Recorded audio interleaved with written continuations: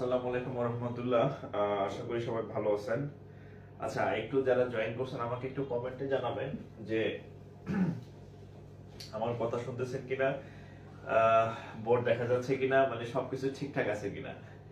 আসলে online class তো সবসময় ভয় থাকতে হয়, কখন কোনটা আবার প্যাচ লেগে যায় আর কি, এরকম। হ্যাঁ, তো একটু যারা জয়েন করছেন একটু অ্যাক্টিভ আমাকে একটু কমেন্ট করবেন যে ভয়েস ঠিক আছে কিনা। হ্যাঁ,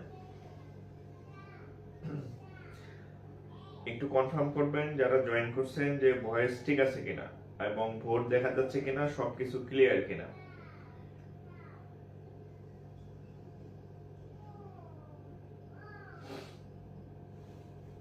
আচ্ছা, সব ঠিক আছে না? আচ্ছা, ওকে। আর ফোন এখনো এটা ঠিক করতে পারি নাই। এখন ভাবতেছি ক্যামেরা একটা কিনতে হবে আর কি। ফোন যেহেতু ঠিক না হয় তাহলে একটা ক্যামেরা কিনতে হবে। ক্যামেরায় তো আর মনে হয় রোটেশন সমস্যা থাকে কিনা আমি জানি না। আপনাদের জন্য এটা অবশ্য সবকিছুর একটা ভালো খারাপ দিক আছে। এখন যদি ক্যামেরা একটা কিনি তাহলে ওটা হয়তো আরো ভালো রেজুলেশন হয়ে যাবে আর কি। সমস্যা নাই। যেহেতু নাই হয় এখন আর কি করার। হ্যাঁ, আচ্ছা আচ্ছা, তো যাই হোক। আর আরেকটা হচ্ছে আপনাদের আহ, আপনাদের হচ্ছে এই দেখছেন চাবি খুঁজতেছি কয়দিন যাবত, চাবি প্যান্টের পকেটে রেখে দিচ্ছি। তো আপনাদের এই আগামী সপ্তাহ থেকে আপনাদের রুটিন ফিক্সড করে দেওয়া হবে কোন দিন কি ক্লাস আর কি। হ্যাঁ, ম্যাথ, তারপরে হচ্ছে ইংরেজি, মানে একসাথে এক সপ্তাহে সব সাবজেক্ট নেওয়া যাবে না। যেমন হচ্ছে যে যেহেতু 4 দিনের বেশি 5 দিন দিলে আবার আপনাদের নাকি প্রেসার হয়ে যাবে। আপনারা একটু আমাকে জানাবেন যে আপনারা 5 দিন ক্লাস করতে পারবেন কিনা। হ্যাঁ, 5 দিন যদি ক্লাস করতে পারেন তাহলে সমস্যা নেই। উইকলি 2টা ইংরেজি ক্লাস থাকলো, আবার পরের সপ্তাহে 2টা ম্যাথ ক্লাস থাকলো, আদার্স সাবজেক্ট গুলো একটা একটা করে থাকলো। যদি 4টা করে করেন তাহলে হচ্ছে এরকম করতে হবে, যেমন ম্যাথের কয়েকটা টানা 2-3টা ম্যাথ হইলো, আবার ইংরেজি হইলো, আবার হচ্ছে জিকে হইলো। মানে সর্বোচ্চ 4টা ক্লাস যদি আপনারা 4 দিন করেন, 4টার বেশি তো আর করা যাবে না। কারণ একদিন ইংরেজি, একদিন ম্যাথ, একদিন ইংরেজি, একদিন আইসিটি, একদিন বাংলা। হ্যাঁ, তো দেখা যায় ম্যাথের একটা চ্যাপ্টার করাইলাম, অর্ধেক করাইলাম, বাকি অর্ধেক আবার পরের সপ্তাহে চলে যেতেছে। ওই এক সপ্তাহে তুই অর্ধেক ভুলে যাবেন না, বিষয়টা এরকম। সো 5 দিন করতে বললেও ভালো, টিচাররা থাকবেন, আমিও নিব ক্লাস। আর নাইলে হচ্ছে ওইভাবে করতে হবে, যেমন লাস্ট একদিন আমি একটা জিকের ক্লাস নিলাম, আজকে আর একটা জিকের ক্লাস নিয়ে যেতেছি। যেমন ম্যাথের 3টা টপিকের ক্লাস হয়েছে, ইংরেজির 2টা টপিক আমি নিয়েছি, জিকের একটা হচ্ছে, তা আজকে একটা জিকে নিয়ে নিলাম, তাহলে জিকে একটু আগাইলো। মানে এভাবে যেভাবে সুবিধা হয় আমার মনে হয় এভাবেও করা যাবে আর কি। ঠিক আছে।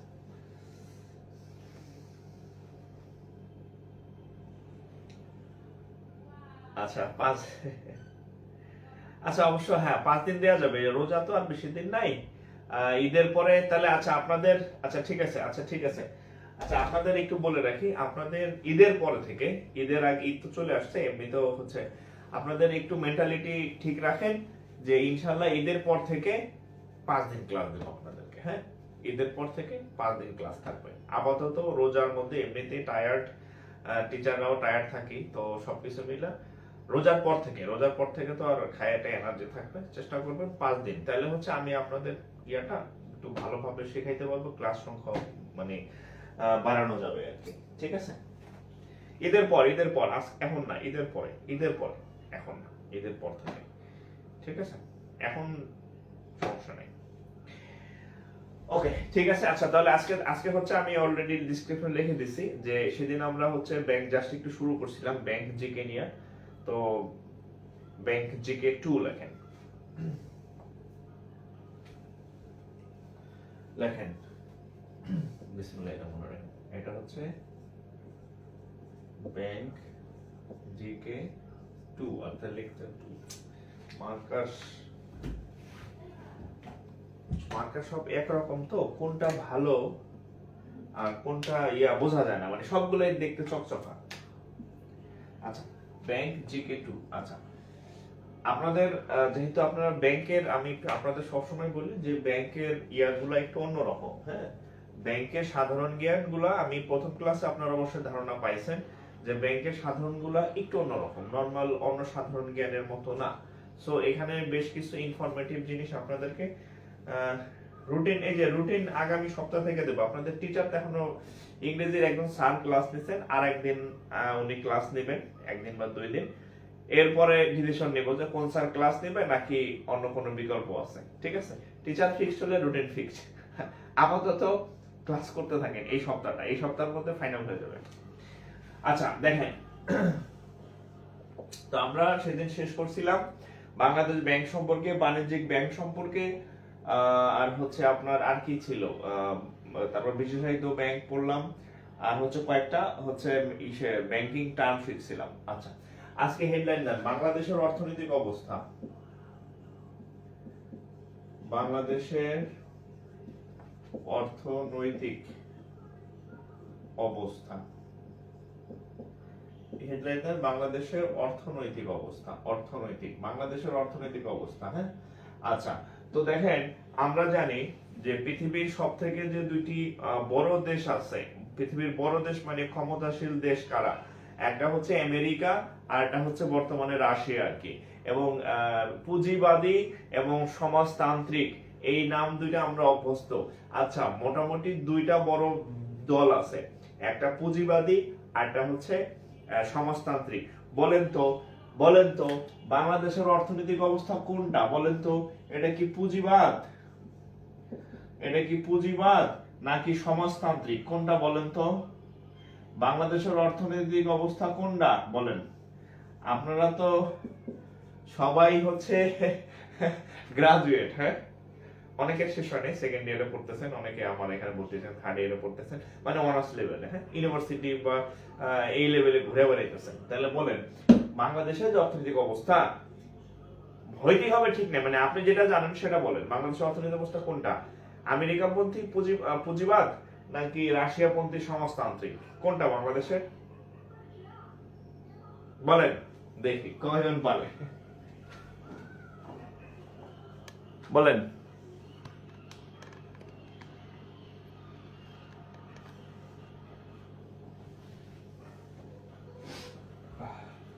আচ্ছা আচ্ছা, অনেক ইয়া পাইছি, পুঁজিবাদ পাইছি, মিশ্র পাইছি। আচ্ছা যাই হোক, আচ্ছা পুঁজিবাদ পাইছি, মিশ্র পাইছি। আচ্ছা ইংরেজি আপনি নিয়েন। আচ্ছা আমি তো, আচ্ছা ঠিক আছে, এরপরে আমরা টিচার নিয়ে কথা বলবো আর কি। হ্যাঁ, টিচার নিয়ে কথা বলবো, ক্লাস নিয়ে কথা বলবো। এখন আপাতত ক্লাস করেন, হ্যাঁ, সমস্যা নেই। আমি তো বলছি কেউ না নিলে আমি আছি, মানে কারো যদি পছন্দ না হয়।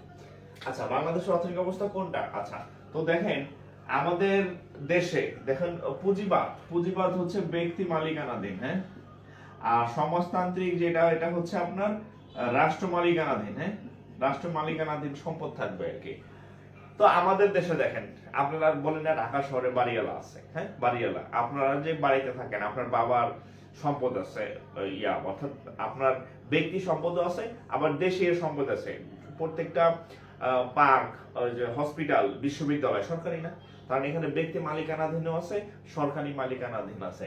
এই জন্য বাংলাদেশের এইটা হচ্ছে ওই যে তৃতীয় অবস্থা আর কি, মিশ্র অর্থনৈতিক ব্যবস্থা। হ্যাঁ, বাংলাদেশে মিশ্র বা হচ্ছে মিক্সড অর্থনৈতিক অবস্থা, অর্থাৎ বাংলাদেশের অর্থনৈতিক ব্যবস্থায় এই দুইটারই উপস্থিতি লক্ষ্য করা যায়। তাহলে আপনি হচ্ছে লিখবেন বাংলাদেশের অর্থনৈতিক ব্যবস্থা হচ্ছে মিশ্র অর্থনৈতিক ব্যবস্থা বা মিক্সড ইকোনমি। হ্যাঁ, মিক্সড ইকোনমি, অর্থাৎ এখানে সমাজতান্ত্রিকও আছে আবার পুঁজিবাদও আছে, দুটাই আছে। ঠিক আছে, এটা কিন্তু ভাইবা জিজ্ঞেস করে, আবার একটু মনে করাই দিই, এটা কিন্তু ভাইবা জিজ্ঞেস করে যে বলতো বাংলাদেশের অর্থনৈতিক অবস্থা কি, অর্থাৎ এখানে হচ্ছে বাংলাদেশের মিশ্র অর্থনৈতিক অবস্থা দুটাই আছে। আচ্ছা, একটা প্রশ্ন খুব বারবার আসে, সেটা হচ্ছে মানে আমি আপনাদের যতটুকু লাগে ঠিক ততটুকু দিতেছি, হ্যাঁ, যেগুলো পরীক্ষায় আসছে বা আবার আসতে পারে, রিপিট হয়, সেগুলো পড়াইছি। ফাও জিনিস পড়ে আর লাভ নেই, আর অনেক কিছু আছে পড়ানোর। আচ্ছা, আরেকটা জিনিস আছে হচ্ছে, সেটা হচ্ছে আপনার মুক্তবাজার অর্থনীতি,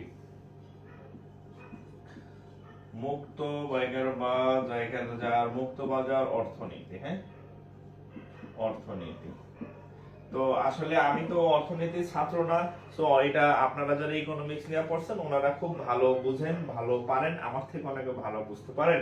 বাট আমি আমার মতো বলি, এতটুকু বুঝলে হবে, হ্যাঁ? আপনারা এটা কেউ ব্যাখ্যা করতে বলবে না। মুক্তবাজার অর্থনীতি হচ্ছে এরকম যে এখানে ধরেন একটা বাজারে একটা পণ্য থাকবে, এখানে অনেক ক্রেতা থাকবে, হ্যাঁ? এমন না যে একটা পণ্য আছে, এটা কিনবে হচ্ছে একজন টু একজন, এরকম না। বা ধরেন দুইজনই থাকুক, অল্প সংখ্যক, ফিক্সড না। হুটমুট বলা সুর যে এখানে পণ্য আছে, যার ক্ষমতা আছে, যে কম দামে যে বেশি দামে, অর্থাৎ একটা কম্পিটিটর জায়গা। মুক্ত বাজার মানে এই বাজারে কোনো লিমিটেশন নাই। অর্থাৎ সারা ওয়ার্ল্ডে যে ইকোনমিক্যাল যে ইয়াগুলো আছে, বাজার আছে ওয়ার্ল্ড ওয়াইড, এখানে কোনো বাধা ধরা এই দেশ ওই দেশের কাছে বেচতে পারবে না, ওই দেশ ওই দেশের কাছে কিনতে পারবে না। আপনি একটা পণ্য বিক্রি করবেন, সেটা আপনি আমার কাছে বেচতে পারেন, আমেরিকার এক ব্যক্তির কাছে বেচতে পারেন। অর্থাৎ ফুললি কম্পিটিটর, মানে সব জায়গায় মানে সব দেশ, সব রাষ্ট্র, সব জাতি এখানে অংশগ্রহণ করতে পারে। সেটা হচ্ছে মুক্তবাজার অর্থনীতি। এখন বাংলাদেশে আগে এই সিস্টেমটা ছিল না। বাংলাদেশে 1991 সালে মুক্তবাজার অর্থনীতি লিখে রাখেন, বাংলাদেশে 1991 সালে এটা শুরু হয়। বাংলাদেশে মুক্তবাজার অর্থনীতি শুরু হয় 1991 সালে। এর আগে এই মুক্তবাজার অর্থনীতি এটা বাংলাদেশে চালু ছিল না। ঠিক আছে? এই প্রশ্নটা সব জায়গাতে আসে, শুধু ব্যাংকে আসে তা না, আপনি অন্য যেখানেই পরীক্ষা দেন না কেন এই প্রশ্নটা আপনার জানতে হয়, এবং ভাইভাতে এগুলো জিজ্ঞেস করে আর কি। হ্যাঁ, মুক্তবাজার অর্থনীতি কি, হোয়াট ইজ মুক্তবাজার অর্থনীতি। আচ্ছা, তারপর হচ্ছে ক্লাসিক্যাল ইকোনমিক্স। ক্লাসিক্যাল ইকোনমিক্স এর একটা জনক আছে, ক্লাসিক্যাল ইকোনমিক্স। হ্যাঁ, ক্লাসিক্যাল ইকোনমিক্স একটু এখানে একটু লেখা রাখেন, ক্লাসিক্যাল ইকোনমিক্স, এটা ইংরেজিতে আসছে। হ্যাঁ,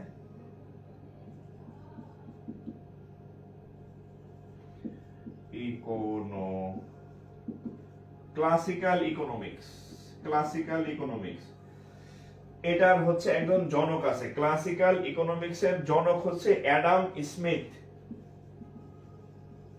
অ্যাডাম স্মিথ। এই যেগুলো আমি লিখে দিচ্ছি এগুলা সবই পরীক্ষায় আসা জিনিস, সবই পরীক্ষায় আসা জিনিস। হয়তো যেটা অপ্রয়োজনীয় সেটা কিন্তু আপনারা আমি লিখে দেই নাই। হ্যাঁ, ক্লাসিক্যাল ইকোনমিক্স হচ্ছে অ্যাডাম স্মিথ, এটার জনক। এটার জনক হচ্ছে অ্যাডাম স্মিথ। ক্লাসিক্যাল ইকোনমিক্স এর জনক হচ্ছে অ্যাডাম স্মিথ। ঠিক আছে? আচ্ছা, এখন মুক্তবাজার অর্থনীতি গেল। আচ্ছা, আরেকটা জিনিস দেখেন, এই ইকোনমিক্স এর এই টার্মগুলোর সাথে আরেকটা টার্ম আপনারা প্রায় হচ্ছে শুনবেন, বেইল আউট। বেইল আউট দেখেন, বি এ আই এল, এগুলো বাংলাতে আসে না। তো যে জিনিসটার বাংলা নাই ইংরেজিতেই আসে, ইংরেজি বাংলা ভাষণই নাই, আমি এটা ইংরেজিতে লিখে দেব, টেনশনের কিছু নেই। Bail out, O U T, এটা হচ্ছে একটা economical term. Bail out, what is bail out? এখানে একটা প্রশ্ন আসছিল যে the term bail out is related with dash. এখন এই বেইল আউট শব্দটা কিসের সাথে সম্পর্কিত?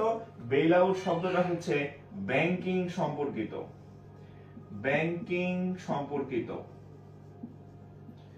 অর্থাৎ ইংরেজিতে ব্যাংকিং রিলেটেড।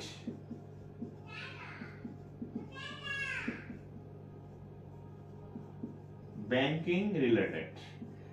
প্রশ্নটা ছিল এরকম যে বেইল আউট যে ওয়ার্ড বা যে ইয়াটা আমরা ব্যবহার করি, এটা অর্থনীতির কিসের সাথে সম্পর্কযুক্ত? তো সেখানে এটা হচ্ছে কার সাথে সম্পর্কযুক্ত? এটা হচ্ছে ব্যাংকিং রিলেটেড, অর্থাৎ ব্যাংক সম্পর্কিত। ব্যাংক বেইল আউট হয়, ব্যাংক বেইল আউট হয় আর কি। হ্যাঁ, ঠিক আছে, ব্যাংক বেইল আউট হয়। আচ্ছা, তাহলে এতটুকু একটু তুলেন, আমি একটা ভালো মার্কার নেই খুঁজে।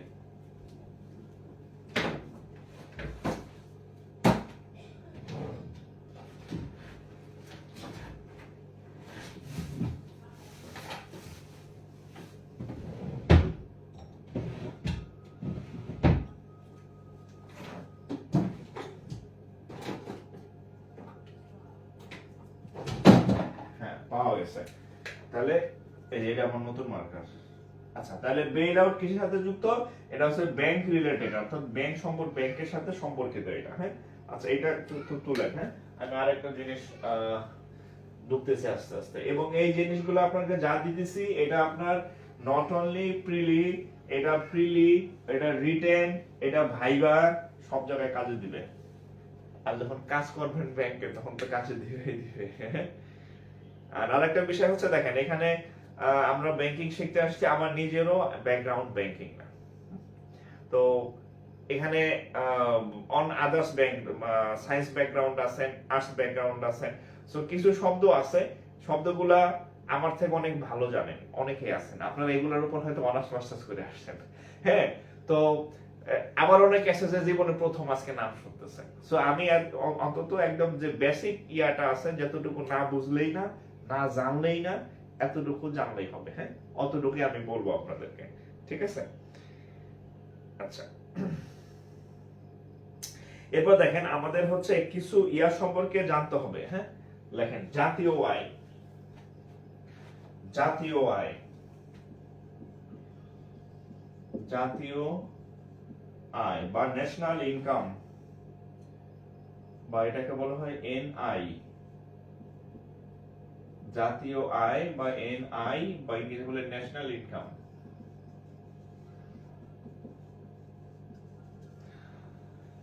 ন্যাশনাল ইনকাম, আচ্ছা, তো এই ন্যাশনাল ইনকাম মানে জাতীয় আয়। তো এটার সাথে আমি যদি একটু আপনাদেরকে একটু বলি, ধরেন আপনি একটা পরিবার, ধরেন আপনাদের এই পরিবার, হ্যাঁ, পরিবার কি আছে একটু বুঝেন।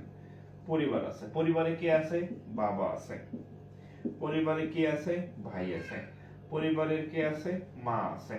হ্যাঁ, ধরেন পরিবারের কি আছেন? আপনি আছেন। এখন আপনাকে যদি বলা হয় আপনার পারিবারিক আয় কত? পারিবারিক আয়,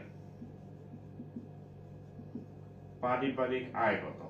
তাহলে পারিবারিক আয় যখন বলবেন তখন বলবেন বাবা ইনকাম করে 50,000 সাপোজ, ভাই ইনকাম করে ধরেন 20,000, ধরেন মা ইনকাম করে হচ্ছে 15,000, ধরেন আপনি টিউশনি করে ইনকাম করেন 5,000, তাহলে কত হইল? 50 আর 20 70, 85, 90। তাহলে আপনাদের এই যে পারিবারিক আয়, পারিবারিক আয় হলো কত? 90 সরি, হ্যাঁ, পারিবারিক আয় হলো কত তাহলে?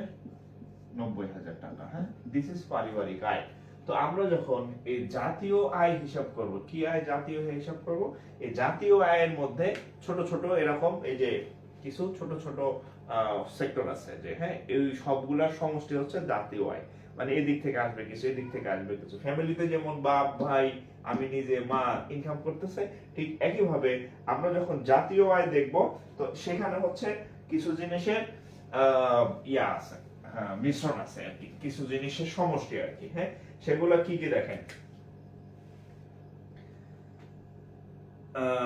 একটা হচ্ছে এই ইয়াগুলো লাগবে, মানে এগুলো সবই জাতীয় আয়ের ইয়া। হ্যাঁ, কি কি আছে? যেমন ধরেন GNP, GNP, GNP gross national product, এটা গ্রোস ন্যাশনাল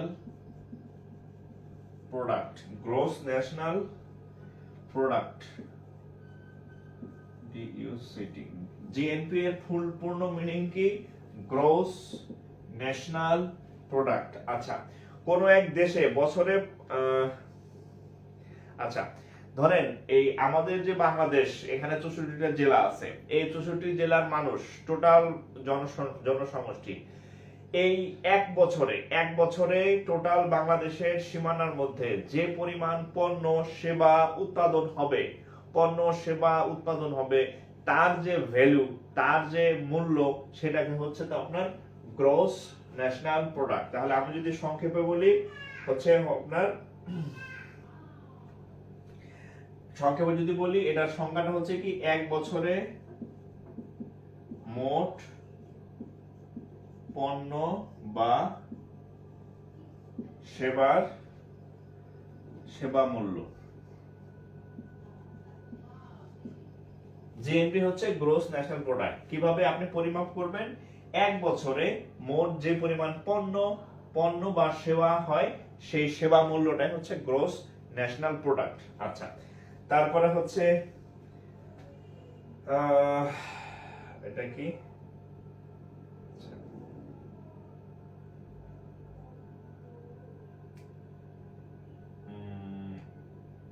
জিডিপি।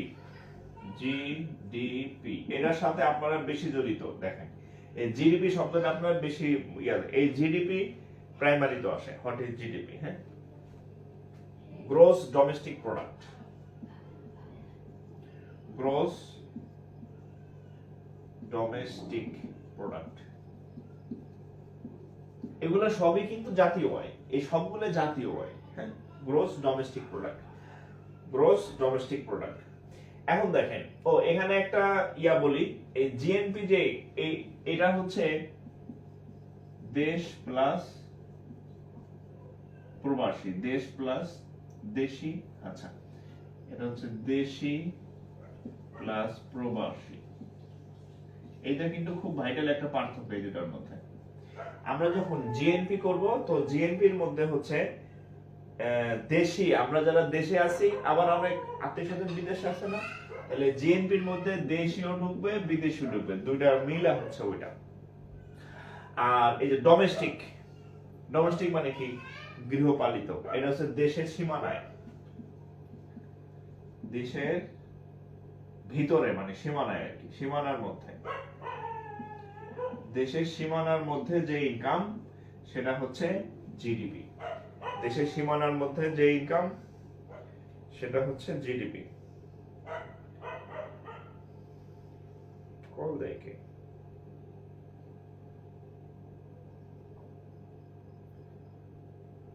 গ্রুপস হলো ওয়ান মেম্বার রিকোয়েস্ট।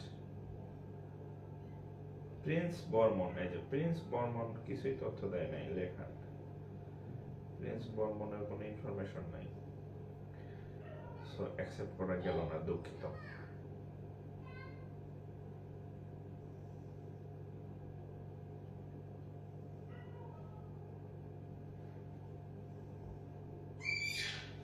হ্যাঁ, তাহলে হচ্ছে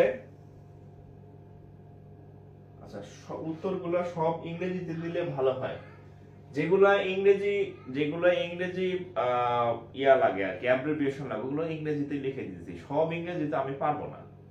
হ্যাঁ, যদি বলেন যে সব ইংরেজিতে লেখেন, এটা তো পসিবল না। মানে আপনি ইনফরমেশনটা জানবেন, যেগুলার হচ্ছে মানে দরকার, অ্যাব্রিভিয়েশন বা ডিটেইলস লাগবে, সেগুলো আমি যে লিখে দিচ্ছি জিএনপি। হ্যাঁ, সব কি আর আমি পারবো? আমি কি ইংরেজি অত বড় জাহাজ নাকি ভাই? আপনি এটা কোনো বইতেও পাবেন না। তারপরে যতটুকু লাগে আমি বলে দিতেছি।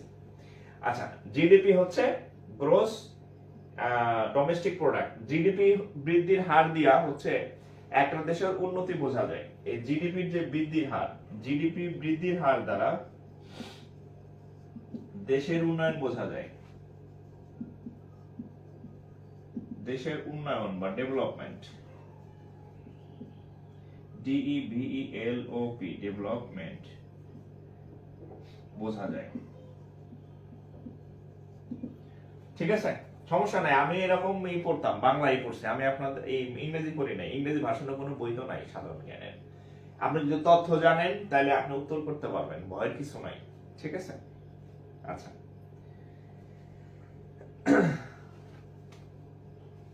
আচ্ছা, তাহলে হচ্ছে আপনাকে যদি ভাইভাতে প্রশ্ন করা হয় যে এই দুইটার মধ্যে পার্থক্য কি, আপনাকে যদি ভাইভাতে প্রশ্ন করা হয় এই দুইটার মধ্যে পার্থক্য কি, পার্থক্য হচ্ছে এই জিএনপির মধ্যে দেশি প্রবাসী সবাই আছে, আর জিডিপির মধ্যে শুধু আমরা যারা দেশে আছি, আমরা যারা দেশে আছি, হ্যাঁ, বাংলাদেশের এরিয়ার মধ্যে 1,47,570 বর্গ কিলোমিটারের মধ্যে আছি। এই তো তো এই জিডিপির যে বৃদ্ধির হার, এটা দেখে দেশের উন্নয়ন বা ডেভেলপমেন্ট বোঝা যায়। হ্যাঁ, আচ্ছা, আসলে অপা বাড়াইয়া দিত। আচ্ছা, ঠিক আছে, একটু তুলে নেন। হ্যাঁ,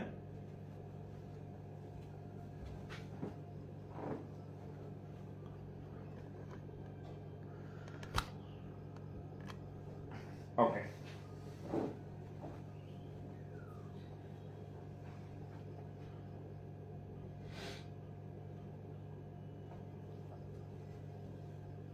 গেল। আচ্ছা এবার দেখেন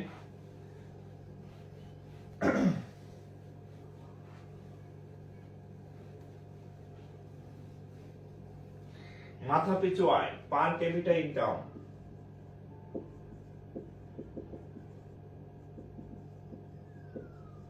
পার ক্যাপিটা ইনকাম এটা হচ্ছে মাথা পিছু আয়।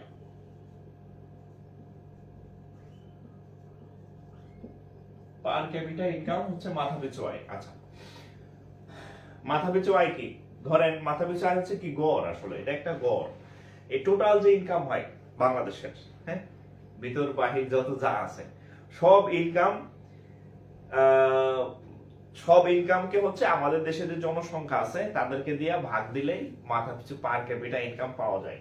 অর্থাৎ মাথা পিছু আয় সমান সমান হচ্ছে, মাথা পিছু আয় সমান সমান হচ্ছে একটা সূত্র আর কি, হ্যাঁ যে মাথা পিছু আয়, মাথা পিছু আয় মানে এটা আসলে কিন্তু গড় আয়, হ্যাঁ মাথা পিছু গড় আয়, আসলে শুধু এটা একটা গড় হিসাব, হ্যাঁ মাথা পিছু গড় আয়, ঠিক আছে গড় আয় এটা একটা গড় হিসাব।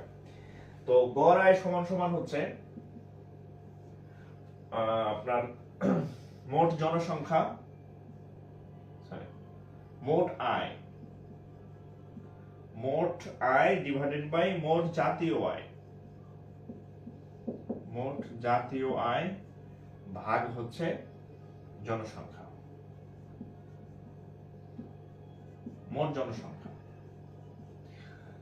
তাহলে পার ক্যাপিটা ইনকাম বা মাথা পিছু গড় আয় মানে হচ্ছে মোট জাতীয় আয় ভাগ হচ্ছে জনসংখ্যা। এখন দেখেন ধরেন ধরেন একজন শিল্পপতি, হ্যাঁ শিল্পপতি, হ্যাঁ ওনার ইনকাম ধরেন, ওনার ইনকাম ধরেন কয় কোটি, ধরেন 100 কোটি, 1000 কোটি ওনার ইনকাম, ধরেন 1000 কোটি, ধরেন বছরে 1000 কোটি তার ইনকাম বছরে। এখন আপনি আমি গরিব যারা আছি এদের ধরেন বছরে ইনকাম হচ্ছে যে, এমন অনেক আছে যে ইনকামই করে না, হ্যাঁ অনেক আছে না যে ইনকাম করে না, খালি মানে ফ্যামিলির অন্য ইনকাম করে সে ইনকাম করে না, তার ইনকাম কত, জিরো। একটা ফ্যামিলিতে তো সবাই ইনকাম করে না, ধরেন 5 জন আছে, বাবা মা ভাই বোন, ছোট অনেক আছে না, বা বয়স্ক আছে না, দাদা দাদি আছে, নানা নানি আছে, ইনকাম করে না, তার ইনকাম জিরো। তাহলে এর 100 কোটি আর এর ইনকাম হচ্ছে শূন্য, তো এর দুইটারে ভাগ করেন, 100 কোটি যোগ শূন্য ভাগ হচ্ছে 2। তাহলে হ্যাঁ যদি আপনি গড় হিসাব করেন তাহলে গড় ইনকাম হচ্ছে 500 কোটি। এখন অর্থাৎ দুজনের গড় ইনকাম 500 কোটি। এই সমস্যাটাই হচ্ছে আমাদের, হ্যাঁ আমাদের টোটাল যারা শিল্পপতি এমপি মন্ত্রী যারা যারা আছে এক একজনের ইনকাম তো হাজার হাজার কোটি, আর যারা গরিব রিকশাওয়ালা আছে, ভিক্ষুক আছে বা হতদরিদ্র যারা আছে এদের ইনকাম কি কম না? কিন্তু যখন টোটাল এই জাতীয় আয় হিসাব করা হয় তখন তো কে গরিব আর কে ধনী হিসাব করা হয় না। মোট জনসংখ্যা টোটাল আয়টা উপরে, টোটাল আয়টা হচ্ছে উপরে, আর এই যে মোট জনসংখ্যা, এই জনসংখ্যার মধ্যে সবাই কাজ করে না, সবাই ইনকাম করে না, কিন্তু গড় যখন হিসাব করা হয় তখন কিন্তু তাকে ধরা হয়। সো এখন বাইরে থেকে লোকজন এসে দেখবে উফ বাংলাদেশের মাথা পিছু আয় এখন কত, 2700 সামথিং মনে হয়, সঠিক 2700 প্লাস মনে হয় সর্বশেষ ইউএস ডলার, হ্যাঁ এরকম ইউএস ডলার, এটা আমি শিওর নাই জন্য প্লাস লিখলাম আর কি, হ্যাঁ রিসেন্টলি মনে একটু কম বেশি হয়েছে। তো যাই হোক এখন এটা দেখে মনে হয় যে বাংলাদেশ মানুষ তো আসলেই খুব মানে বড় লোক, ঘোড়ার ডিম বড় লোক। এই যে একজনের 10,000 কোটি আর একজনের শূন্য, বোঝা গেছে? অর্থাৎ বড় লোকরা বড় লোক আর আমরা যারা গরিব আছি তারা গরিব, বড় লোকরা বড় লোক গরিবরা গরিব আর কি, ঠিক আছে? একটু বলতে দুইটার কোন কোন বিষয় বিবেচনা করা হয়, মোট আয় জনসংখ্যা, আচ্ছা দুইটার কোন কোন বিষয়, এটা তো আমি আপনার প্রশ্ন বুঝি নাই, আমি আপনাকে বলি। এই মোট জাতীয় আয় মানে হচ্ছে আমরা যারা দেশে ভিতরে অভ্যন্তরে আছি এরা যে ইনকাম করতেছি, আমাদের একটা সেবা হচ্ছে না, আমরা প্রোডাকশন একটা প্রোডাক্ট উৎপাদন করতেছি, এটা বিদেশে রপ্তানি করতেছি, বিক্রি করতেছি, ইনকাম হচ্ছে। আবার আমরা একজন আরেকজনের কাছে তো বিক্রি করতেছি, ইনকাম হতেছে। এখন এই টোটাল ইনকাম সবই ইনকাম, ট্যাক্স পাইতেছি, ইনকাম সরকারের। আবার বিদেশ থেকে কি লোকজন টাকা পাঠাইতেছে, প্রবাসী যারা আছে, ইনকাম হচ্ছে না। তো একদম বাংলাদেশের এই 20 কোটি মানুষ, সোজা বাংলা কথা শোনেন, বাংলাদেশ এবং বাংলাদেশের বাইরে টোটাল 20 থেকে 22 কোটি মানুষ যা ইনকাম করবে সব আয় উপরে, সব উপরে। আর টোটাল যত মানুষ আছে বাংলাদেশের সব নিচে। এই টোটাল ইনকাম বাই টোটাল জনসংখ্যা ইকুয়াল টু হচ্ছে মাথা পিছু আয়। ঠিক আছে?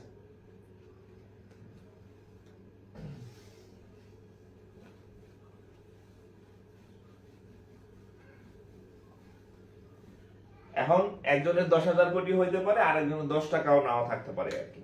ঠিক আছে?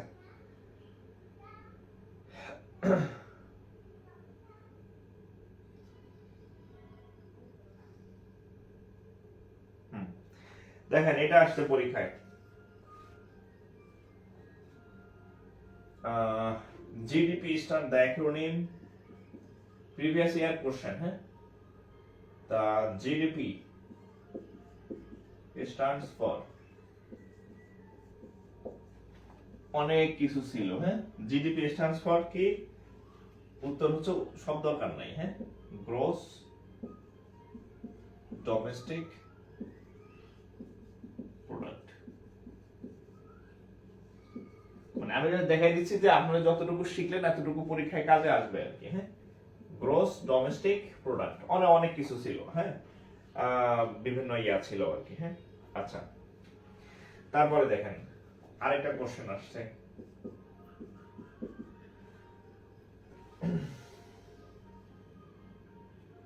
জিএনপি মেজার্স হট, অর্থাৎ জিএনপি দ্বারা কি বুঝান? জিএনপি মানেটা কি? দেখেন, final output of goods and services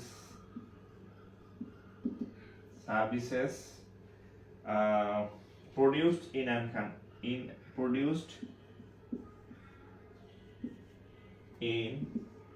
an economy। GNP মানে কি? আমরা পড়ছিলাম যে একটা দেশের যে পরিমাণ টোটাল সেবা বা পণ্য উৎপাদন হয় তার যে ভ্যালু, সেটাই হচ্ছে জিএনপি।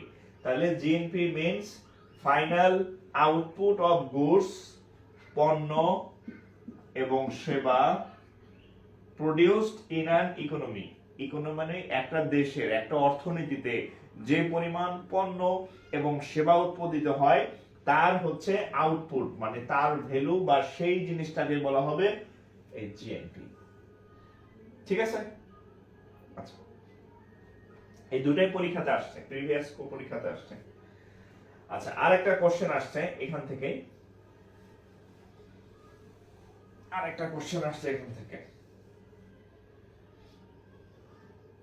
বলেন তো। আচ্ছা, আপনারা এতটুকু তো বুঝলেন, বলেন তো কোনটা বড়? একটা কোশ্চেন আসছে, হুইচ ওয়ান ইউজুয়ালি বিগার। দেখেন, হুইচ ওয়ান ইজ বিগার, কে বড়, দেখেন কি কি আছে, জিএনপি, জিডিপি, আরো কয়েকটা ছিল। এই দুটার মধ্যে কে বড়? এতক্ষণ আমি কি পড়াইলাম বলেন, এই দুটার মধ্যে কে বড়? জিডিপি, জিএনপি, হ্যাঁ, এই দুটার মধ্যে কে বড় বলেন? Which one is bigger? Option A, option B. কোনটার সাইজ বড়? জিডিপির সাইজ বড় না জিএনপি এর সাইজ বড়? এটা একটা পরীক্ষাতে আসছে।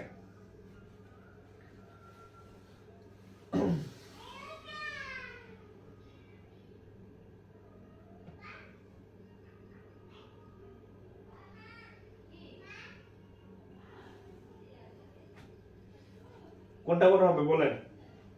এতক্ষণ পয়রা কি বুঝলেন?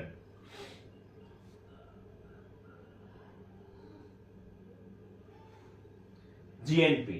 জিএনপি কেন? এটার মধ্যে দেশি আর বিদেশি দুইটা আছে, আর এটা হচ্ছে অনলি দেশি, এই জন্য এটা বড়। তাহলে হুইচ ওয়ান ইজ বিগার? এটা বিগার, দুইটার মধ্যে এটা বিগার। ঠিক আছে?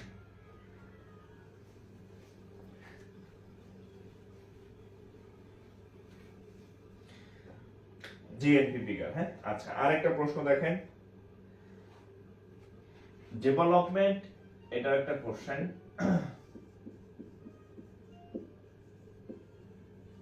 Development status of Bangladesh of BD লিখলাম, হ্যাঁ, of Bangladesh can be measured in,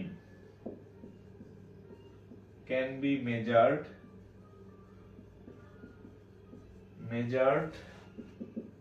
in terms of dash। বাংলাদেশের the development status of Bangladesh can be measured in terms of dash, অর্থাৎ আমাদের বাংলাদেশের যে অর্থনৈতিক উন্নয়ন সেটা কোনটি দেখে বোঝা যায়। ইন্ডিকেটর কি কি কি অপশন আছে দেখেন, একটা হচ্ছে লিটারেসি রেট এ বি সি, একটা হচ্ছে লিটারেসি রেট,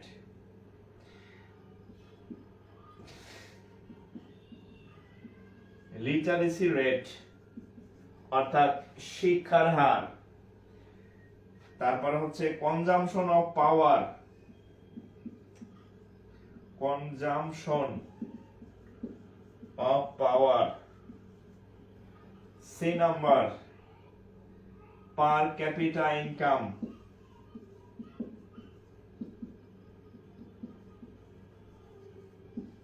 আর লিখলাম না, বলেন the status, the development status of Bangladesh can be measured। আপনি এই তিনটা শিক্ষার হার, শক্তির মানে ইসের শক্তির ব্যবহার, কনজাম্পশন অফ পাওয়ার শক্তির ব্যবহার, আরটা হচ্ছে পার ক্যাপিটা ইনকাম মাথা পিছু আয়, এই তিনটার কোনটা দ্বারা আপনি দেশের উন্নয়ন বুঝতে পারবেন বাংলাদেশের, বলেন।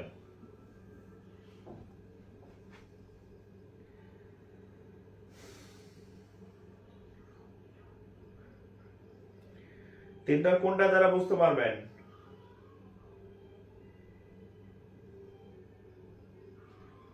পার ক্যাপিটা ইনকাম, পার ক্যাপিটা ইনকাম। তাহলে এবার বুঝছেন, সাধারণ জ্ঞানে অসাধারণ কিছু আসে না। আপনি যদি তথ্যগুলো জানেন যে মাথা পিছু আয় থেকে এটা, এখন এই লাইন বুঝলে কি আপনি বুঝবেন না? হ্যাঁ, আপনি যদি জানেন যে মাথা পিছু আয়, জিডিপি গ্রোথ, এগুলা দিয়ে অর্থনৈতিক উন্নয়ন বোঝায়। এখন এই প্রশ্নটা পরীক্ষায় আইছে যে কোন জিনিসটা দিয়া বাংলাদেশের অর্থনৈতিক উন্নয়ন বোঝায়, এটা রিডিং করলে তো আপনার পারার কথা, পারছেন তো। এরকমই আপনি যদি তথ্য জানেন, ওই রিডিং করলে আপনি পারবেন, ঠিক আছে। আপনার এখানে এমন কোন দাঁত ভাঙা সিনোনিমস অ্যান্টোনিমস দিবে না যেটার আপনি অর্থই বুঝবেন না। এটার অর্থ ক্লাস 9-10 এর কেউ এটা রিডিং করলে অর্থ বুঝবে যে development status of Bangladesh can be measured in terms of, বাংলাদেশের অর্থনৈতিক উন্নয়ন কোনটি দ্বারা বোঝা যায়, লিটারেসি রেট শিক্ষার হার, কনজাম্পশন অফ পাওয়ার শক্তির ব্যবহার, পার ক্যাপিটা ইনকাম মাথা পিছু আয়। তাহলে মাথা পিছু আয় বাড়লে দেশ উন্নত হবে। অর্থাৎ সাধারণ জ্ঞান অসাধারণ কিছু আসে না, তথ্য জানলে আপনি পারবেন, তথ্যটা জানানো হচ্ছে আসল কথা, ঠিক আছে।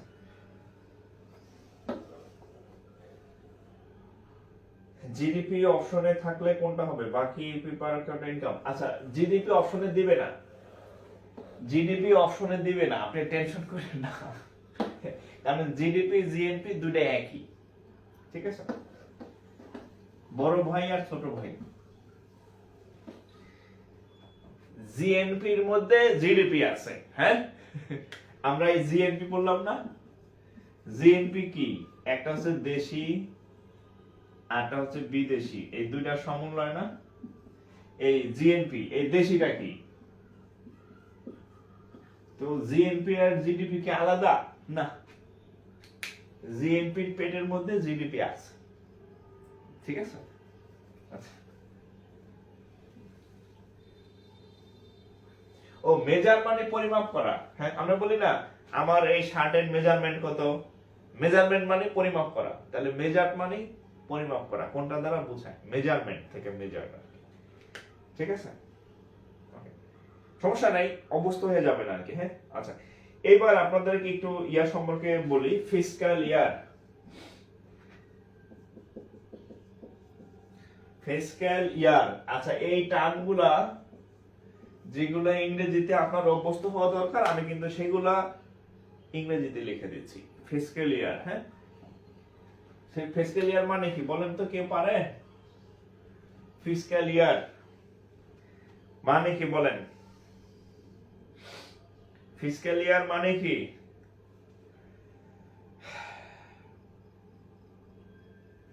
অর্থ বছর।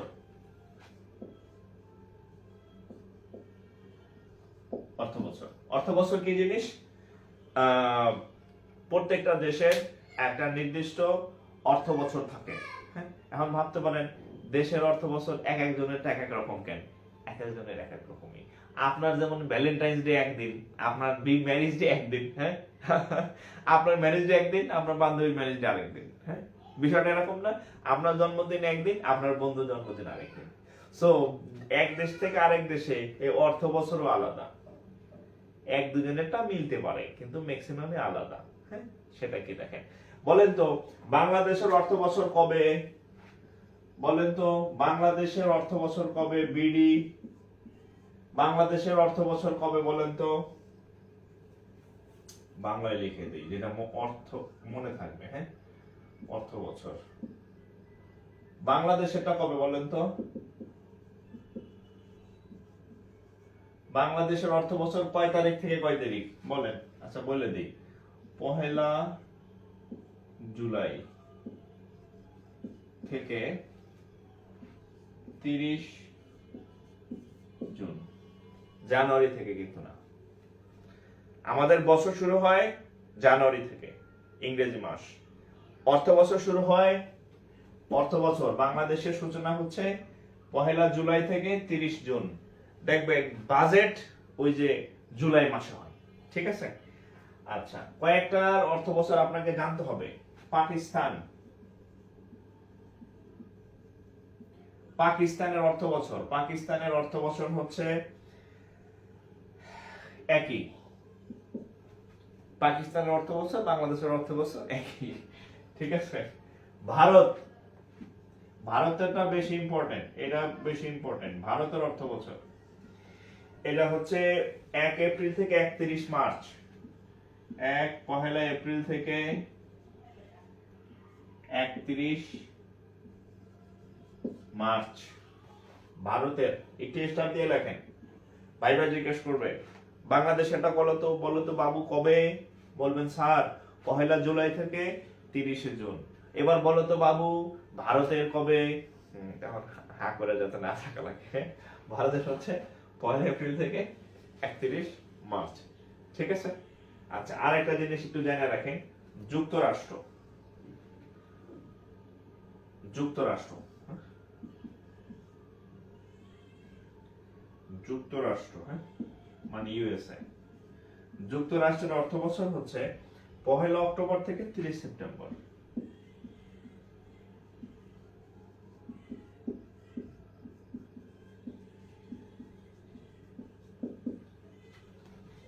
মোটামুটি, হ্যাঁ, অর্থাৎ বাংলাদেশ পাকিস্তান একসাথেই, হ্যাঁ, দুজনের সেম, যেহেতু ভাই ভাই আগে একসাথে ছিল।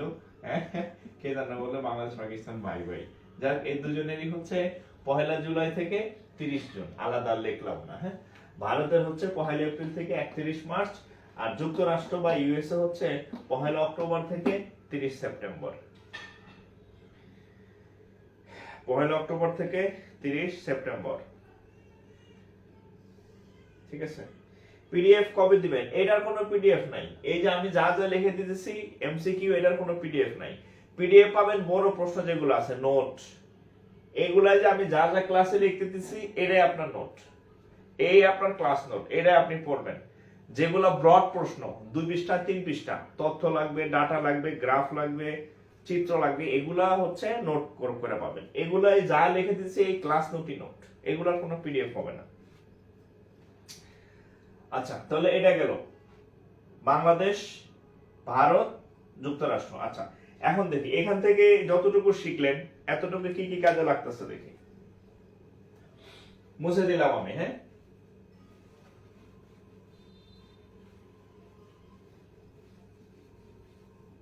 আচ্ছা দেখেন,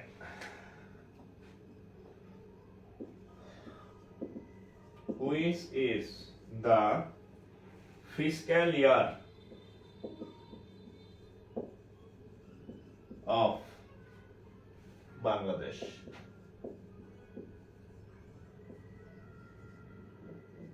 Which is the which oh, sorry what bullets what is the fiscal year? What is the fiscal year of Bangladesh? Fiscal year মানে হচ্ছে অর্থ বছর। বলেন, এখানে অনেকগুলো ছিল, July to July 1 July to 30 June. তাহলে আপনি যদি এই তথ্যটা জানেন, এই যে আমি আপনাদের একটু আগে লিখে দিলাম, তাহলে এটা আপনি পারবেন না? এটা রিডিং করলে আপনি বুঝবেন না যে what is the fiscal year of Bangladesh, বাংলাদেশের অর্থ কি বলে, অর্থ বছর খণ্ড। আপনি যদি এটা জানেন, পারবেন না। এখানে অপশন কি কি ছিল? জানুয়ারি থেকে জানুয়ারি, জানুয়ারি থেকে ডিসেম্বর, জুলাই থেকে জুলাই। তাহলে আপনি তথ্য জানলে উত্তর পারবেন, কোনো সমস্যা নেই। ঠিক আছে? আচ্ছা,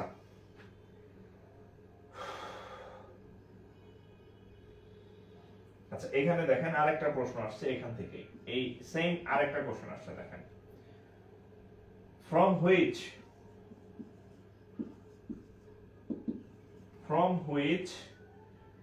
date fiscal year of Bangladesh starts? From which date fiscal year of Bangladesh starts? জানুয়ারি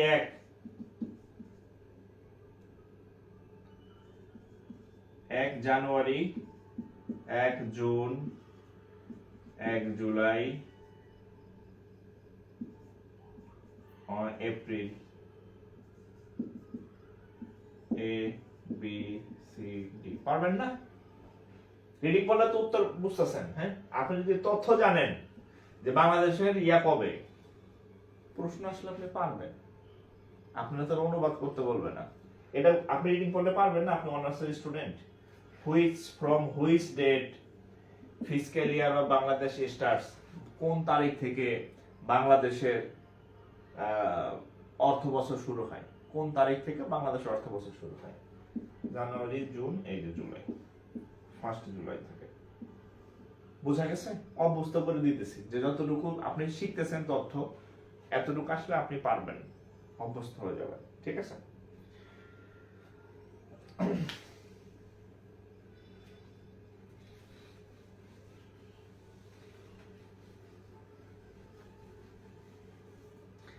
আচ্ছা, এখানে আরো আসছিল। হ্যাঁ, এটা আমি লিখলাম না। In Bangladesh on which date does the fiscal year end? আচ্ছা, BD fiscal year end, BD fiscal year end কবে? হ্যাঁ, এটা একটা কোশ্চেন আসছিল। হ্যাঁ, এটা পরীক্ষা আসছে। হ্যাঁ, কবে? জুন 30 লিখে দিলাম। বাংলাদেশের অর্থ বছর শেষ হয় কবে? জুন মাসের 30 তারিখ। এটাও পরীক্ষায় দেওয়ার কত জায়গায় আসছে, 2-3 বার পরীক্ষাতে আসছে। এটা একাধিকবার পরীক্ষাতে আসছে এই প্রশ্নটা। কঠিন কিছু আসে, আপনি যদি তথ্য জানেন যে বাংলাদেশের ইয়া কবে, পারবেন। ঠিক আছে?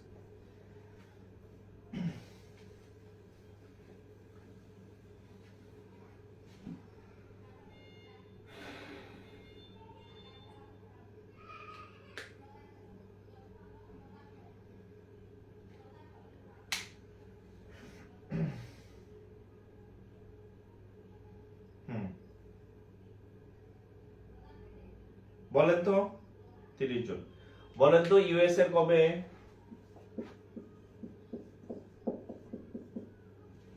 ইউএস এর কবে?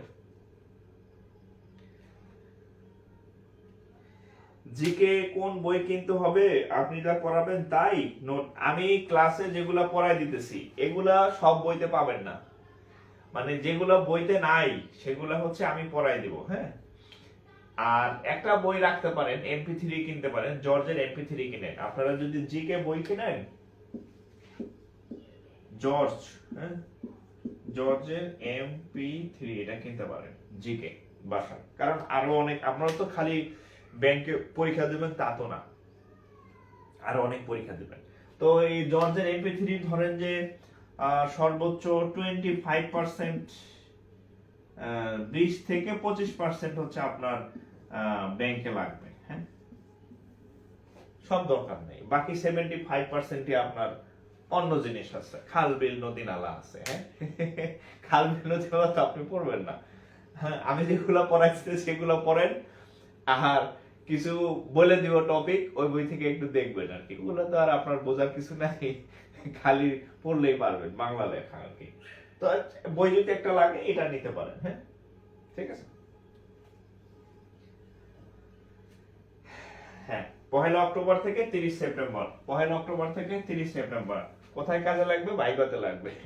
আবার এমন আছে কপাল খারাপ হইলে সামনের পরীক্ষা আসতে পারে, কারণ এগুলা বাংলাদেশেরটা আসছে, ইন্ডিয়ানটা আসছে, পাকিস্তানেরটা আসছে, ইউএসএ আসছে অন্য একটা পরীক্ষাতে, ব্যাংকে আসে নাই। সো এখন যেহেতু ইউএসএ খুব হাইলাইটেড, ইউএসএ আসতে পারে আপনাদের সময়। ঠিক আছে, কোন কোন টপিকগুলো লাগবে আমি বলে দেবো। আপাতত হচ্ছে ক্লাসগুলো করেন। হ্যাঁ, ক্লাসগুলো করেন। হ্যাঁ, আচ্ছা, এরপর লেখেন বাজেট। বাজেট এটা লিখে রাখেন, এটা বানান আসে পরীক্ষায়। বাজেট বানান শিখে রাখেন, বাজেট বানান লিখে রাখেন। বানান বানান মানে পরীক্ষাতে বানান আসে বাজেট। হ্যাঁ, বানান আসে, বাজেটের বানান আসে পরীক্ষাতে। আপনি যখন ব্যাংকের স্পেলিং শিখতে যাবেন না, তখন দেখবেন বাজেট আছে, এটা পরীক্ষা আসছে অনেকবার। হ্যাঁ, বাজেট, BUDGET, বাজেট। আচ্ছা, তো হচ্ছে আমরা খুব ইয়েতে যাব না। ও বাজেটের একটা প্রশ্ন পরীক্ষা আসতেছে, বাজেটের বাংলা বার্ষিক, এটা লিখে রাখেন। বাজেটের বাংলা হচ্ছে বার্ষিক আর্থিক বিবৃতি। এটা সম্ভবত BCS এ আসছে, এটাও মনে আছে আমার। বাজেট মিন্স বার্ষিক আর্থিক বিবৃতি।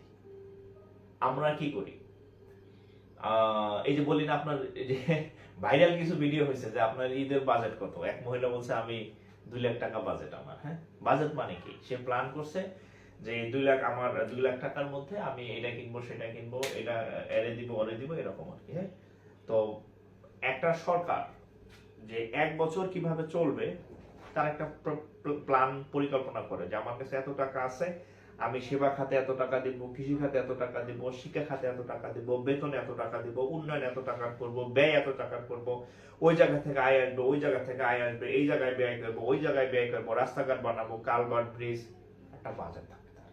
বার্ষিক, সারা বছরের যে বার্ষিক বিবৃতি, সেটা হচ্ছে বাজেট। বাজেটের বাংলা হচ্ছে বার্ষিক আর্থিক বিবৃতি। হ্যাঁ, এই বাজেট বাংলাদেশ সংবিধানের কত নম্বর? সম্ভবত 87। এই 87 নম্বর না, আমার অনেকদিন সংবিধান পড়া হয় না। বাজেট সম্ভবত 87 নম্বর সংবিধানে, এটা পরীক্ষাতে আসছে। এটা একটু লিখেন, আমি ভুল লিখলাম কিনা যাদের মুখস্থ আছে বলেন।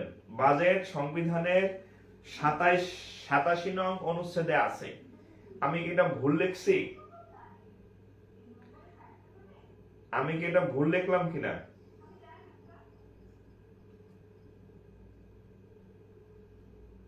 বাজেট, আয় ব্যয়। আচ্ছা, বাজেট পরিকল্পিত আয় ব্যয়ের বিবরণী। ও বাবা, আপনি মনে হয় ডিকশনারি দেখছেন, এই যে অয়ন বিশ্বাস BCS আসছিল বার্ষিক আয়ের, বার্ষিক আর্থিক বিবৃতি। আচ্ছা, তাহলে ঠিক আছে, ব্রেন তাহলে খারাপ হয়ে যায় না, বুড়ো হইলেও এখনো কাজ করে। হ্যাঁ, তাহলে এখানে রাখেন সংবিধানের 87 নম্বরের বাজেট আছে। ও আচ্ছা আচ্ছা আচ্ছা, সরি সরি, আমি হচ্ছে একটা জিনিস, সেটা হচ্ছে যে এই সংবিধানে বাজেট শব্দটা ওভাবে নাই। হ্যাঁ, সংবিধানে বাজেটকে লেখা আছে আর্থিক, বার্ষিক আর্থিক বিবৃতি। হ্যাঁ, বাজেট ওভাবে সম্ভবত নাই, এরকম কিছু আর কি। আচ্ছা, বলেন তো। আচ্ছা, 87 নম্বর, ওকে। হ্যাঁ, আচ্ছা, উপমহাদেশে কয়েকটা তথ্য লেখেন। উপমহাদেশের প্রথম বাজেট ঘোষণা করেন। প্রথম বাজেট ঘোষণা ঘোষণা করেন লর্ড ক্যানিং। লর্ড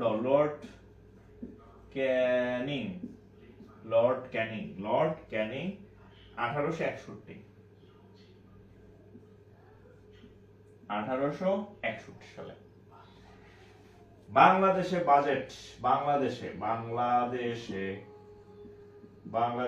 প্রথম বাজেট ঘোষণা করেন কে? তাজউদ্দিন আহমেদ 1972 সালে। তাজউদ্দিন আহমেদ 1972 সালে। এটা খুবই ইম্পর্টেন্ট। প্রথমটা যাই হোক, এটা লেখা রাখেন, স্টার দিয়ে রাখেন। বাংলাদেশের প্রথম বাজেট ঘোষণা করে তাজউদ্দিন আহমেদ 1972 সালে। তাজউদ্দিন আহমেদের যে বর্তমান সোহেল তাজ, ওনার বাবা বডি বিল্ডার, হ্যাঁ, বিয়ে করছে আরেক বডি বিল্ডার রে। আমার মনে হয় যে দুইজনে জিম করতে করতে শেষ। আচ্ছা, বডি বিল্ডার ভিডিও দেখি মাঝে মধ্যে, সাবেক স্বরাষ্ট্র প্রতিমন্ত্রী ছিল আর কি। আচ্ছা, তারপরে হচ্ছে বাংলাদেশের বাজেটের ধরন, বাংলাদেশের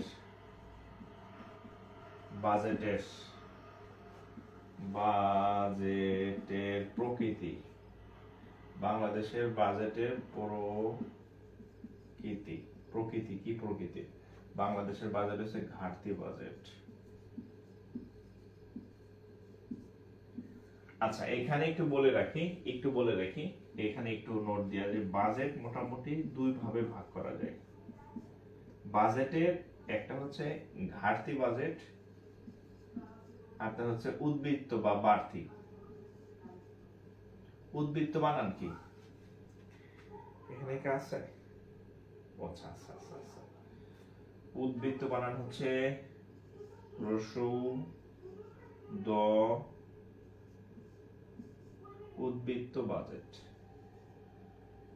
আচ্ছা, বাজেট দুই ধরনের মানে করা যায়, একটা হচ্ছে ঘাটতি বাজেট আর একটা হচ্ছে উদ্বৃত্ত বাজেট। হ্যাঁ, ঘাটতি বাজেটে হচ্ছে টাকা শেষ হয়ে যায়, টাকা নাই, বাজেট করছে এক, খরচ হয়ে গেছে বেশি। ঘাটতি বাজেটে আয়ের থেকে ব্যয় বেশি, আর উদ্বৃত্ত বাজেটে আয়ের থেকে ব্যয় কম। এগুলো উন্নত দেশে হয়, আর ঘাটতি বাজেট হচ্ছে যে আমাদের তো বাংলাদেশ বা গরিব দেশে।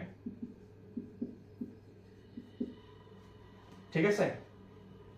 উদ্বৃত্ত হচ্ছে আয়ের থেকে ব্যয় কম, বাজেট করছে 5,000 কোটি, হ্যাঁ ধরেন, ব্যয় করছে 2 কোটি বা 3,000 কোটি, বাকি টাকা রয়ে গেছে। এগুলো উন্নত দেশে উদ্বৃত্ত বাজেট হয়। আর আমাদের ঘাটতি বাজেট, টাকা বাজেট খালি করে আছে, টাকা নাই, এনে দান নাই, ওনে দান নাই, ওনতে লোন নাই, বিশ্ব ব্যাংকে লোন নাই। ঠিক আছে? আচ্ছা,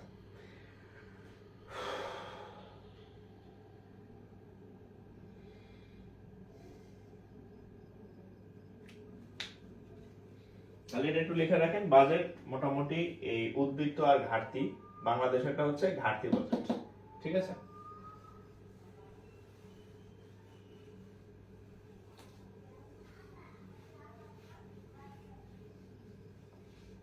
আমি কিন্তু এই জিনিস, এই যে ব্যাংকের প্রস্তুতি নিতে আশা পড়ছি, এই জিনিস কিন্তু আমি আমার জীবনে করি নাই, মানে আপ টু অল মাস্টার্স। এই ঘাটতি বাজেট, এই বাজেট, এই বাজেট, হ্যাঁ, আপনারা আমি জানি আপনারা যারা আমার ক্লাস করতেছেন, এরা অনেকে আছেন এই গত 5-7 বছর এগুলো নিয়ে আছেন, হ্যাঁ, অনেক ভালো পারেন, কিন্তু মানে অনেকে আছে যে আইডিয়াই নাই। হ্যাঁ, তো এতটুকু আইডিয়া থাকলেই মোটামুটি হবে। হ্যাঁ, ব্যাংকের চাকরির জন্য আপনার অত বেশি দরকার নাই। হ্যাঁ, এতটুকু ইয়ে করলে হবে আর কি। হ্যাঁ, আচ্ছা, এখানে একটা টার্ম আপনাদেরকে একটু ইয়ে করে দিই। টার্ম, একটা টার্ম আছে, হ্যাঁ, পিপিপি, পিপিপি এটা একটা টার্ম। এর অর্থ হচ্ছে public private partnership,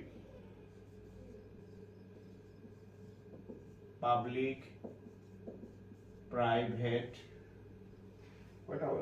partnership.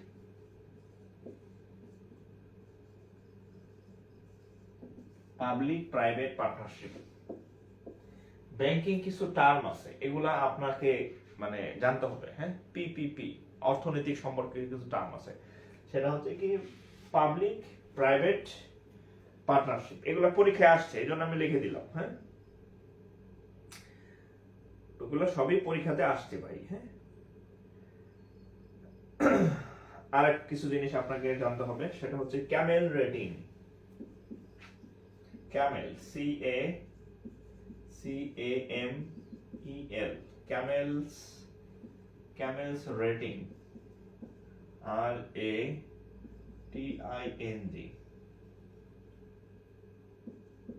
CAMELS rating. CAMELS rating হচ্ছে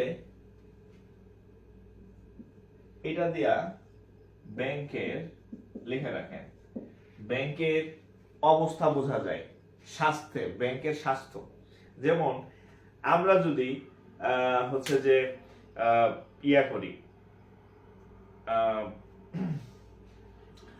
আমার স্বাস্থ্য কেমন, তাহলে আমরা কি করি, ওজন, আমার রক্ত পরীক্ষা, হ্যাঁ, রক্ত পরীক্ষা, কিডনি পরীক্ষা, এক্স-রে, কতগুলো টেস্ট করি, টেস্ট করে বলি যে না এর স্বাস্থ্য মোটামুটি ভালো, রোগ টোগ কম আছে, বেশি আছে বা রোগ নাই, হ্যাঁ। তো ব্যাংকেরও স্বাস্থ্য টেস্ট আছে, হ্যাঁ। তো ব্যাংকের স্বাস্থ্য টেস্ট হচ্ছে এই যে ক্যামেল রেটিং দ্বারা ব্যাংকের স্বাস্থ্য টেস্ট করা হয়, হ্যাঁ, ব্যাংকের স্বাস্থ্য টেস্ট করা হয়।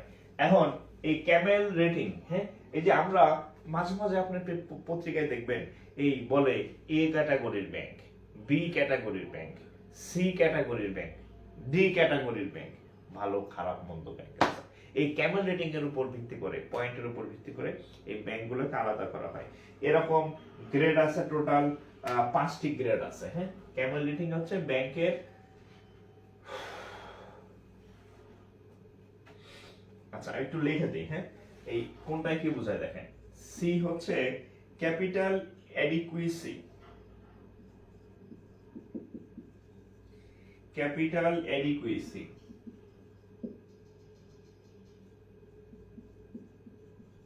Capital adequacy. এটা হচ্ছে অ্যাসেট কোয়ালিটি,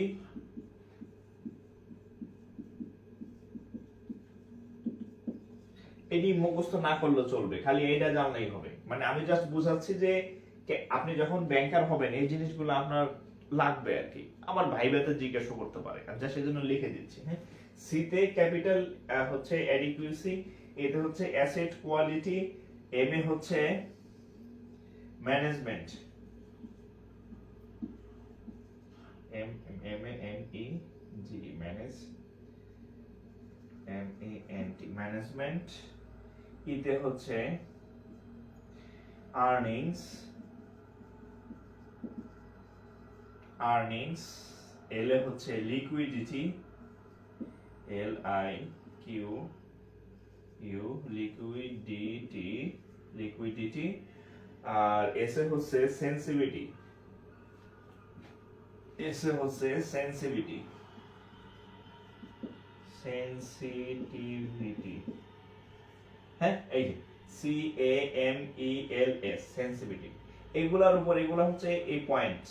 ক্যাপিটাল এডুকেসি, কত কি পরিমাণ ক্যাপিটাল আছে, অ্যাসেট ইকুয়ালিটি, কোয়ালিটি, কি পরিমাণ সম্পদ তার আছে, বন্ধক হোক বা যাই হোক। ম্যানেজমেন্ট, ব্যাংকিং ম্যানেজমেন্টটা কেমন, হ্যাঁ। আর্নিংস, ব্যাংকের আয় কেমন হতেছে। লিকুইডিটি, কি পরিমাণ ক্যাশ টাকা আছে। লিকুইডিটি মানে তারল্য, এটা তারল্য, হ্যাঁ। এটার উপর একটা আলাদা ক্লাস পাবেন, পয়েন্ট পাবেন। লিকুইডিটি, লিকুইডিটি মানে ক্যাশ টাকার ফ্লো। বলে না মাঝে মাঝে ব্যাংকের তারল্য সংকট হয়েছে, তারল্য সংকট হয়েছে, ব্যাংকে যখন ক্যাশ টাকা না থাকে তখন সেখানে লিকুইডিটি ক্রাইসিস বা তারল্য সংকট দেখা যায়, সেই হচ্ছে লিকুইডিটি। সেন্সিটিভিটি, এগুলোর উপরে ভাগ করে একটা ব্যাংকের স্বাস্থ্য কেমন, ব্যাংকটা ভালো না খারাপ, এরকম হচ্ছে 5টা ক্যাটাগরিতে ভাগ করা যায়। 5টি ক্যাটাগরিতে ভাগ করা যায়। ক্যাটাগরি 5টি ক্যাটাগরিতে ভাগ করা যায়। কি কি কি কি ক্যাটাগরি আছে? এ বি সি ডি ই।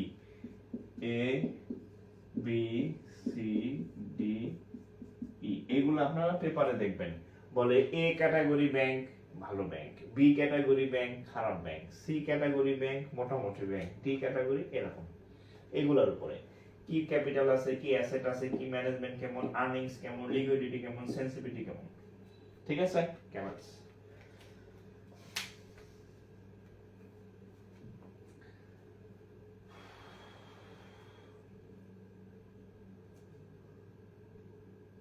ওর বাবা, এটা পরীক্ষায় আসছে। এই এটা এটা মনে রাখবেন কোনটা কি পরীক্ষায় আসছে। হ্যাঁ, ক্যামেলের ইয়া আসছে পরীক্ষাতে, দেখলাম মাত্র ক্যামেল পরীক্ষাতে আসছে।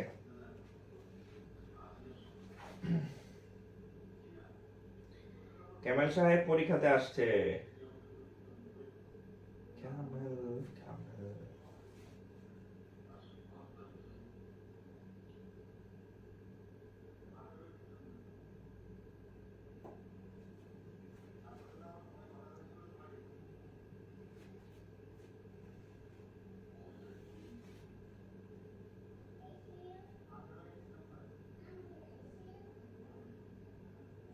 ওকে, এবার দেখি এই যে যতটুকু শিখলেন এতটুকু কি কি কাজে লাগলো দেখি।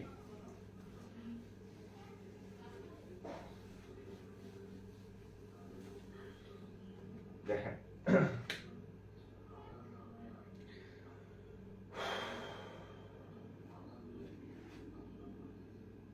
এই যে এখানে আছে, দেখেন question Camel rating, CAMELS rating, Camel system that dash. CAMELS rating হচ্ছে একটা পদ্ধতি সিস্টেম। এটা কি বোঝা যায়? জাস্ট উত্তরগুলো লিখে দিই। Camels rating is a bank. আচ্ছা, এখানে কি লেখছে? Banks camels according to their quality.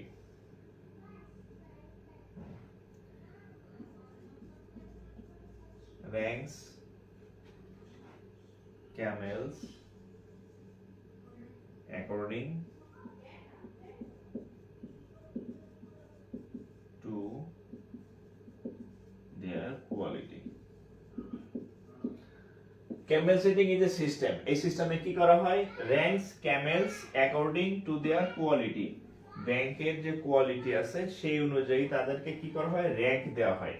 A rank, B rank, C rank, D rank, E rank. এই র‍্যাঙ্কগুলো কিভাবে দেওয়া হয়? তাদের কোয়ালিটি অনুযায়ী।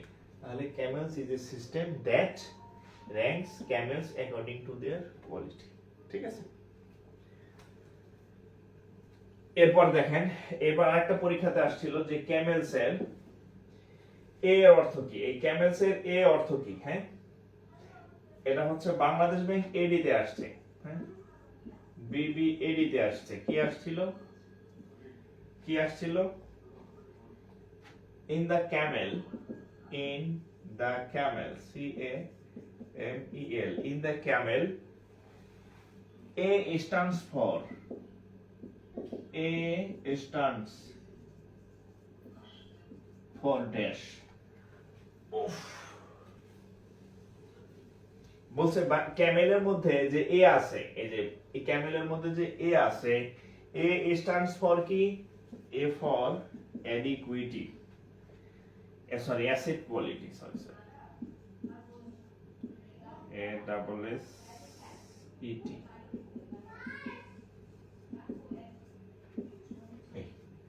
তাহলে আপনার ক্যামেলের কোনটার কি অর্থ জানতে হবে। হ্যাঁ, আসছে পরীক্ষাতে, কিছু করার নাই। আরো কয়েকটা আসছে, ওগুলো আমি লিখলাম না। ঠিক আছে?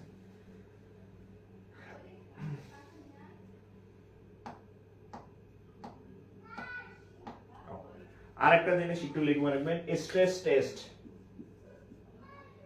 এস টি আর ই স্ট্রেস টেস্ট, এস টি আর ই স্ট্রেস টেস্ট। এটা লিখে রাখেন, stress test related to bank health, related to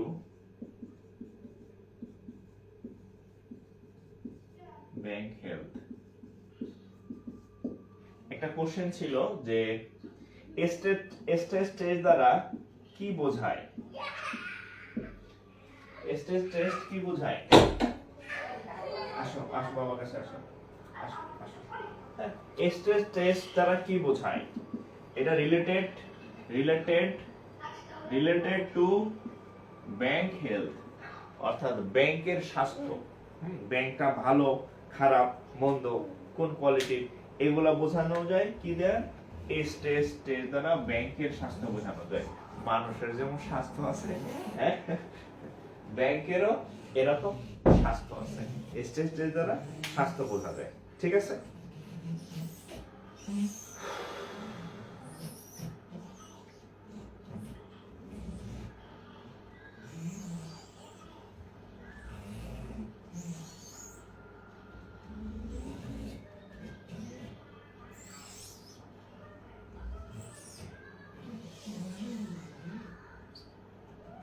okay, accepted. আচ্ছা, যাই হোক আজকে এই পর্যন্তই।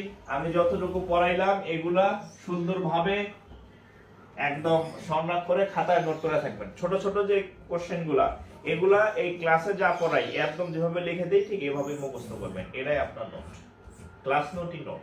আর যেগুলো বড় কোশ্চেন ফোকাস রাইটিং এর জন্য এসে রচনা, হ্যাঁ তিন-চার, ওগুলো আমি দিয়ে দেবো নোট করে নিয়ে দিই। আর ক্লাসে যেগুলো পড়াই এটাই নোট। হ্যাঁ, আর আপনাদের একটা এজুপ গ্রুপে লিংক দেওয়া আছে, গ্রুপে ওখানে যুক্ত হবেন। খুদাই বাতাস খেতে যায় না ওখানে।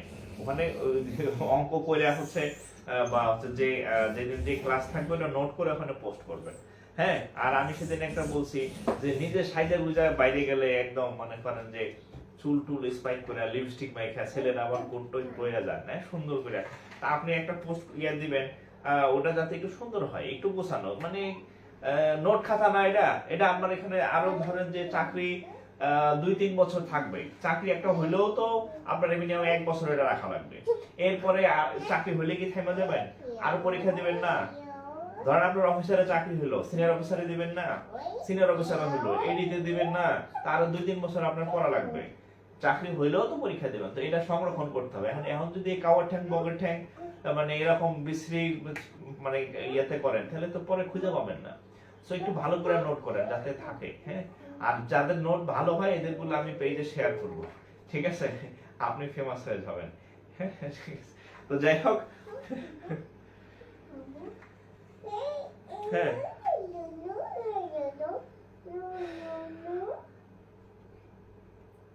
এই আজকে তো আমি অনেক কিছু পড়াইলাম, আপনারা কি বুঝছেন? হ্যাঁ, আমি কিন্তু এই যে মানে এই যে ম্যাক্সিমাম টপিক গুলা কিন্তু আমি নিজেও এগুলা জীবনে পড়ি নাই আপ টু মাস্টার্স।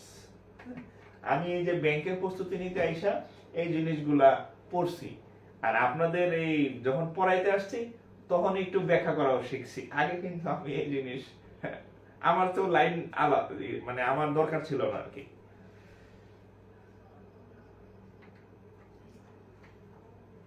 ইংলিশ ক্লাসগুলো মন মতো হচ্ছে না, বাকি সব ঠিক আছে। আমাদের স্কুলে কি ঈদের বন্ধ থাকবে না? সামিউল ইসলাম, ক্লাস চলতে থাকুক। হ্যাঁ, ঈদের বন্ধ তো এবার 9 দিন, ক্লাস চলতে থাকুক, সমস্যা নাই। ঈদ এখনো বাকি আছে, দেরি আছে, ক্লাস করতে থাকেন। হ্যাঁ, ক্লাস করতে থাকেন। অন্য জায়গায় তো ক্লাস হয় না, আমাদের এখানে ক্লাস চলতেছে। হ্যাঁ, ক্লাস চলতে থাকুক, সমস্যা নাই। ঠিক আছে, আচ্ছা বুঝতে পারছি না?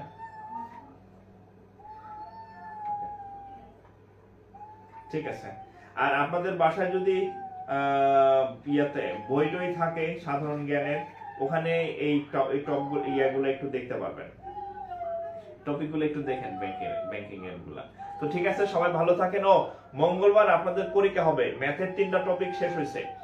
Lecture 1 number fraction, lecture 2 ratio, lecture 3 percentage, 3টা শেষ হয়েছে। মঙ্গলবার এর উপর 30 নম্বরের পরীক্ষা হবে, সবাই উপস্থিত থাকবেন। ভালো থাকেন, আসসালামু আলাইকুম।